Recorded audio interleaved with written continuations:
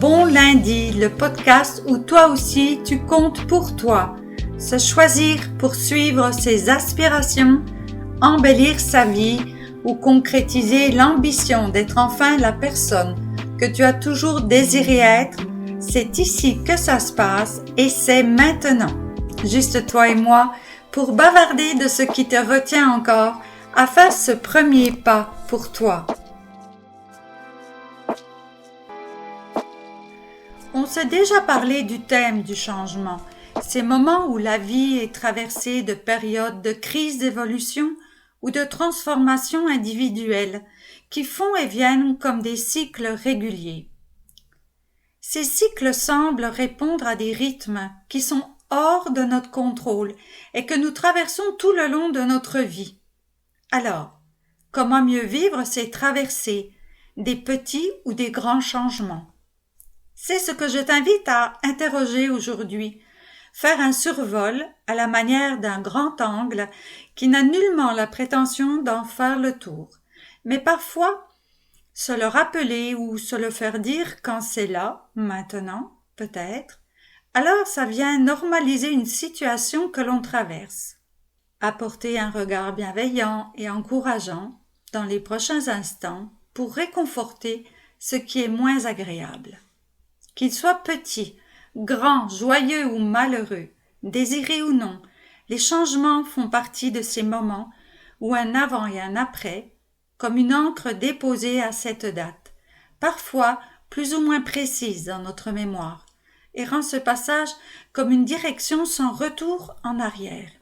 À l'image de prendre une embarcation qui va nous mener d'un rivage connu vers un rivage inconnu, et quelles que soient les conditions de cette traversée, de jour ou de nuit, par temps calme ou agité, avec des éléments extérieurs hors de notre contrôle, les échouages possibles, les obstacles sur la voie qui nous heurtent parfois.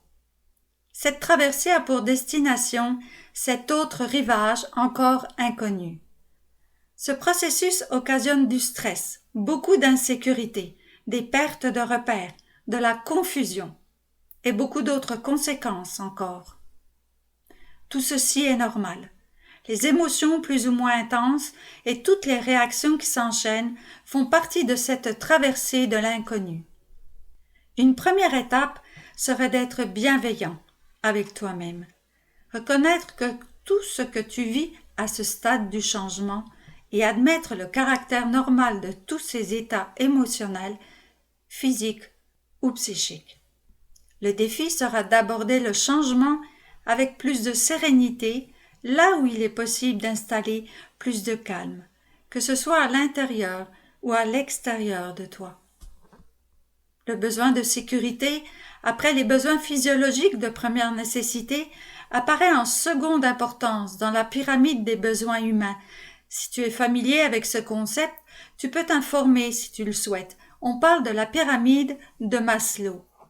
La sécurité est très ébranlée quand un changement non prévisible survient, ce qui crée rapidement de l'instabilité, perturbe notre équilibre interne. Et cet équilibre n'est pas au même niveau pour chacun. Je ne sais pas où se situe le tien présentement. En as-tu conscience? Est-ce une connaissance précise pour toi? Ou es-tu comme ce jeu de billard électrique, le flipper, comme une bille qui descend en percutant des obstacles pour être renvoyée de tous côtés, tous bords?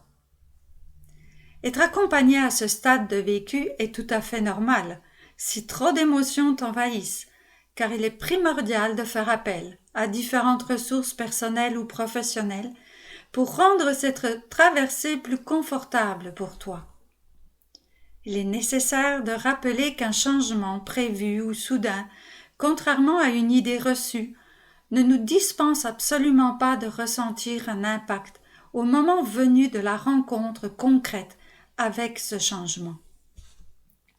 Combien de fois as-tu été surpris de toutes les implications ou conséquences qu'un changement allait provoquer? Quel dommage de ne pouvoir tout prévoir, n'est-ce pas? Et l'on peut aussi nommer ces moments de résistance qui arrivent, comme ces ruptures de nos routines si confortables. la sortie du statu quo de nos anciennes manières de fonctionner, si bien maîtrisées, n'est pas sans réaction inconfortable. Les questions du genre « pourquoi ça arrive ?»« Comment ça va se passer ?» « Quel est l'intérêt de faire tout ça ?»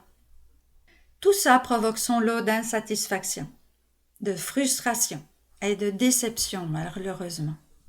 Dis-moi ce qui t'empêche de mettre en très gros un stop. Appuyer sur les freins, le temps de prendre soin de toi pour accueillir tous ces chamboulements, les observer à l'extérieur et à l'intérieur de toi, et reconnecter cette partie de toi qui a besoin que l'on prenne soin d'elle et que l'on s'y intéresse quelques instants pour qu'on l'écoute. Parfois, même dans l'urgence, écoutez simplement ce qu'elle a d'important à te dire. Ce n'est ni compliqué, ni très long.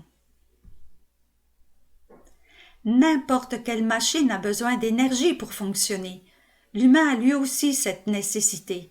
Nous ne sommes pas des puits de ressources inépuisables, où l'on pompe jusqu'à la dernière goutte sans conséquences graves, voire d'assèchement total. Alors, par quel bout commencer ? Bien souvent, pour certains, cette période est synonyme d'encore plus de solitude ou d'isolement. Y a-t-il autour de toi une ou deux personnes dont le soutien moral serait dans le non-jugement, la bienveillance, pour te permettre de partager ou d'être écouté de façon respectueuse, sans tomber dans les conseils multiples, à la recherche de solutions immédiates. La peur d'être vu dans sa vulnérabilité n'a pas sa place. Laisse de côté l'ego ou l'orgueil, qui sont des freins à ce réconfort dont tu as besoin. Ce soutien précieux et l'attention que cette personne peut t'offrir à trouver en toi ta propre voie peut te faire gagner beaucoup d'énergie, de temps et beaucoup d'autres choses encore. Une fois le calme revenu, plus de sécurité émotionnelle est retrouvée, tout ça va te permettre de faire le point et distinguer ce que tu peux contrôler de ce que tu ne contrôles pas. Et je préférerais dire ce sur quoi tu peux agir, qui renvoie immédiatement à quelque chose qui met du mouvement là où ça devenait bloqué. Tu vas enfin pouvoir concentrer ton énergie et tes actions dans des actions réalistes, définir les étapes pour y arriver. C'est une stratégie beaucoup plus gagnante qui permet d'y voir plus clair. Et quand c'est mieux défini, cela devient réalisable de progresser vers la voie qui permettra d'atteindre cet objectif de changement final. Et quand tu avances avec plus de confiance dans tes capacités pour le faire, tu lâches prise pour mettre tous les efforts et la concentration nécessaires au bon endroit. Il en résulte moins d'agitation et plus de sérénité, ce qui permet de déployer pleinement tes compétences et ressources dans la même direction. J'aimerais à cette étape prendre quelques instants. Je parle, et j'imagine que des situations, des images se sont réanimées en toi. As-tu fait des constats? As-tu fait des compréhensions ou seulement des comparaisons? Est-ce que tu t'es dit « j'aurais bien dû faire ça » ou « j'aurais pu faire autrement » ? Je te pose cette question. Est-ce que ta perception a déjà changé? Qu'est-ce qui est différent du début? Qu'est-ce que tu retiens le plus? Si tu devais vivre à nouveau un changement, là, maintenant, est-ce qu'une prise de conscience est apparue? N'hésite surtout pas à couper l'écoute et prends quelques instants si tu en ressens le besoin pour faire le point, prendre le temps de revisiter un moment plus précisément. Je serai là pour toi, juste après. J'aimerais encore poursuivre sur un point important. Maintenant que tu es peut-être revenu de tes réflexions, as-tu remarqué qu'après un changement, quelque chose a grandi, évolué? On ne prend pas souvent ce temps pour apprécier ce qui a été surpassé, à coups de grands efforts et de sacrifices. Les défis et les difficultés surmontés ont un message à nous transmettre plein de richesses sur soi et des découvertes jusque-là insoupçonnées, qu'il est nécessaire de prendre le temps d'observer, de savourer, ou tout simplement de les reconnaître pour s'en rappeler. Je veux également parler de toute l'adaptation dont tu as fait preuve. Ce processus qui permet de faire face aux conditions extérieures et intérieures pour traverser ces moments, pour pouvoir durer dans le temps, à l'image de l'évolution de l'espèce humaine. Tout a été adaptation, et souvent le changement est perçu comme une contrainte à laquelle on veut résister pour commencer, alors qu'il a fait partie du processus d'évolution de notre environnement proche ou lointain, et pour lequel on n'est pas toujours en accord, mais bel et bien partie prenante. Pour faire un résumé et énumérer ces différents moments que le changement nous fait vivre, on pourrait avoir cette vision du moment avant le changement, comme ce moment où l'on est encore dans notre zone connue ou confortable si c'est le cas, avec ce changement qui pointe son nez à l'horizon, qu'il te plaise ou non. Pour l'instant, il est bien extérieur, visible et pas encore trop proche. Petite parenthèse. Es-tu d'accord avec moi que la zone de confort a ses limites? Notre mental a souvent embarqué bien avant notre corps et posé les conditions d'un confort bien avant d'avoir les deux pieds dans ce changement, n'est-ce pas? Cette phase de préparation, voire d'excitation pour les plus enthousiastes du changement, ou d'obligation pour les plus astreints à ce changement. Cette phase de préparation, aussi longue soit-elle, devrait permettre de commencer à visualiser, à étudier les possibilités. On se projette et c'est un début de concrétisation par la pensée avant de se lancer. L'intensité positive de cette étape sera directement liée à la façon de vivre ce futur changement. Il faut retenir que le cerveau ne fait pas de différence entre le réel et l'expérience virtuelle, que le corps vit avec des sensations. Puis vient cette étape que l'on nommera la lune de miel. Là encore, les expériences ne se ressemblent pas. Il s'agit de cette période où le changement enchante quand il est désiré. Je ne sais pas pour toi, mais les lunes de miel peuvent durer des jours, des semaines, des mois. Là encore, c'est bien propre à chacun. Par la suite arrive le creux de la vague, là où se mêlent l'incompréhension, le doute, la déception, le regret, la remise en question, les prises de conscience qui étaient absentes au départ. Tout cela caractérise en partie ce moment moins confortable du changement. Bonne nouvelle, on devrait avoir atteint le point le plus bas, et phénomène observable, tout ce qui descend finit par remonter. C'est à ce moment qu'intervient le processus d'adaptation, et seulement si le creux de la vague est dépassé. Période où les croyances, rêves, fantasmes, erronés doivent être réajustés, prémisse d'une perception beaucoup plus réaliste. Là encore, la durée diffère selon ta facilité à t'adapter. En effet, l'adaptation est un moment riche d'expérience, et si tu t'y attardes pour découvrir comment toi tu as envie de te comporter, comment tu as le goût d'envisager ce changement pour créer ton propre rythme à le vivre. Petit aparté, on est d'accord qu'un changement non désiré a de fortes chances de l'être jusqu'au bout de sa mise en place, et probablement mal adapté à tes besoins, sinon tu le vivrais déjà mieux. J'ai une question pour toi. Et il n'y a aucune provocation de ma part. Qu'est-ce qui se passerait si tu exprimais enfin ton besoin? Et qu'est-ce qui t'empêche de faire une demande pour exprimer ce que tu vis?